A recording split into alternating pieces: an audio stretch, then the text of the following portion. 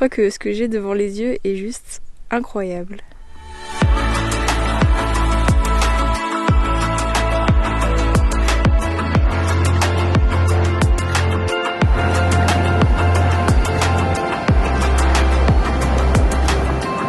Les ceintures sont attachées parce que ça va secouer. Let's go.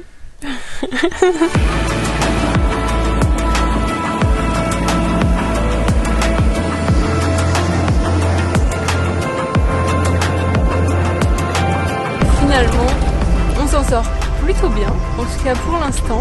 C'est vrai que ça tourne et que ça peut donner le vertige à certains moments, mais les paysages sont incroyables et on a déjà un petit peu vu les gorges au loin. On a tellement hâte d'être demain et de faire la rando, ça va être incroyable. Ça y est, fin de la route, on va sur la piste.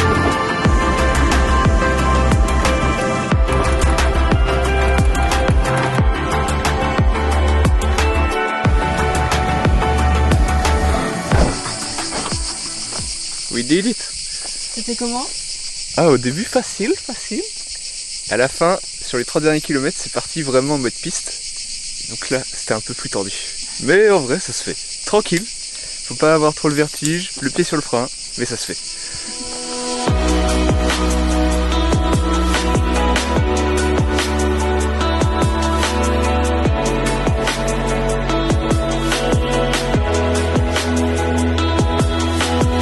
Il est 6h15, on vient juste de se lever et on prend la direction du début de la rando à Montfalco pour aller voir les passerelles. On est à l'auberge comme tu peux voir derrière moi, c'est le point de départ de la rando. Et en fait il y a un parking où tu peux dormir avec ton van, ton fourgon ou ton camping-car. Je te conseillerais peut-être pas parce que pour venir, au début c'est plutôt tranquille et à la fin ça finit en piste. Et si t'as pas mal de poids à tracter, je te conseille pas de venir avec ton camping-car. Donc là on est parti pour la rando, comme je te disais, de Montfalco. On va voir des passerelles, des gorges. Ça s'annonce splendide, magnifique, formidable, tout ce que tu veux. De toute façon, à chaque vidéo, on dit ça.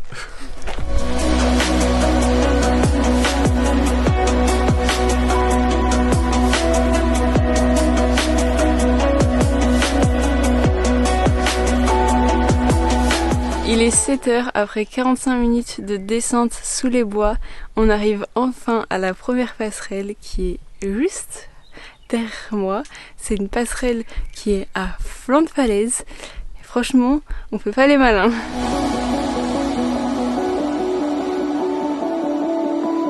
Dessous nous, c'est le vide complet.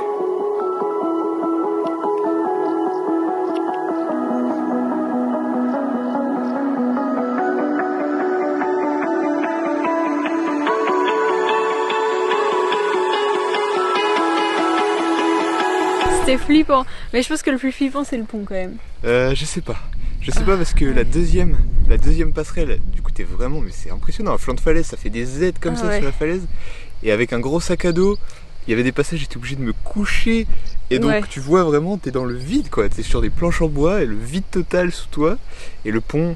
Moi j'ai plus super du pont. En plus il y avait du vent, donc ça bougeait un peu, ça balançait.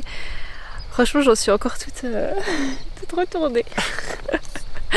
Mais on arrive bientôt à la fin de cette rando. Et après, il y a une alternative et on peut continuer sur les corniches. On va voir si on l'a fait ou pas. Oh, je pense qu'on va s'arrêter aux corniches. Moi, j'ai eu assez d'adrénaline pour aujourd'hui. Ouais, c'est vrai que ça fait déjà pas mal.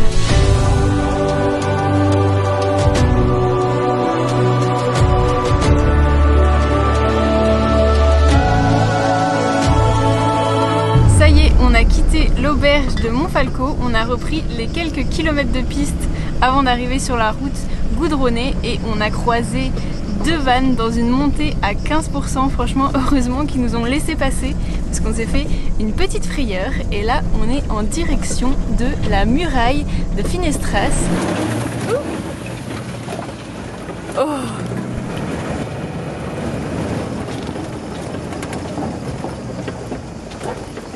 La piste, c'est vraiment beaucoup plus hard que pour aller à l'auberge de Montfalco et faire la route des passerelles. On s'est arrêté au kilomètre 7 parce que pour aller au kilomètre 16, il faut avoir un 4x4 ou alors être un petit peu inconscient. Donc ce n'est pas notre cas. On va faire dodo ici, on a un super point de vue sur les environs.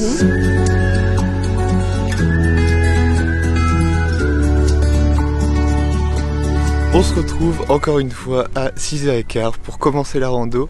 Cette fois, on va voir les murailles de Finestras.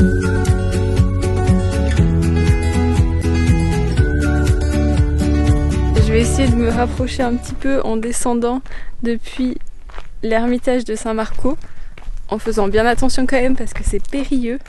Oups là, voilà, qu'est-ce que je te disais? Oh là là. Je crois que ce que j'ai devant les yeux est juste incroyable.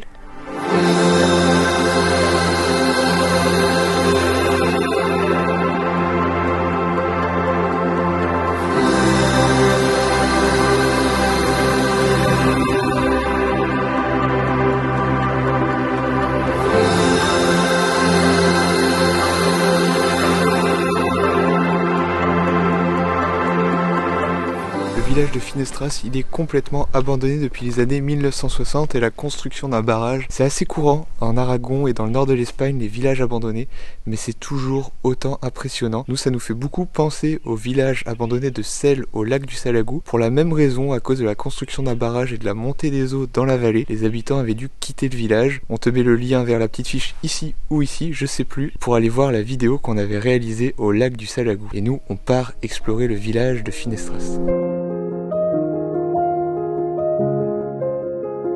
Dans le village abandonné de Finestras, tu peux encore voir une église et un moulin à huile, parce que avant c'était la production principale du village, et il y a aussi un lavoir. Si tu viens en 4x4, tu peux venir jusqu'ici et passer la nuit. Bon, je pense que c'est un peu creepy, nous on l'aurait certainement pas fait, mais ça doit être quand même une expérience à vivre.